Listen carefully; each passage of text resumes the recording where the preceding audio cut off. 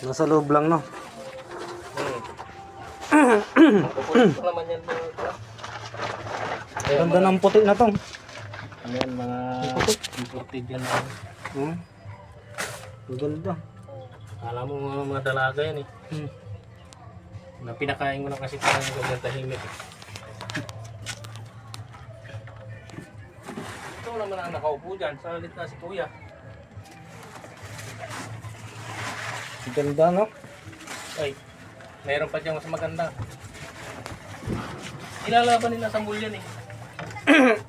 Parang ilalaban niya. Ha? Parang ilalaban. Yung pasiglahan siya.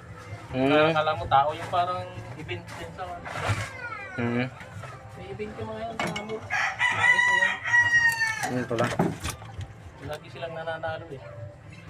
Kasi yung isda na masigla. Iba-iba pala joke nito yan, no? Oo, iba-iba yan. Namatay nga yung isa eh. Kanina. Ito naman, pag may tao, lulundag yan kaya binawasan ko ng tubig. Natutuwa. Totoo siya. Nanganak na nga ito. May anak na dalawa to dito. Maitim kasi itong pinaglagyan namin. Yan o. Hindi masyadong kita. Ito, kitang-kita. Kaya kita-kita yan. Mahal niya. Ayan siya, guys, oh. Mga imported na isda.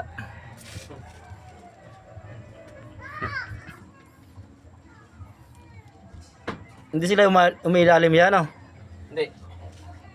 Kala nila, bibigyan na naman ng pagkain. Bibigyan ko lang kanina. So, ibabulon na sila.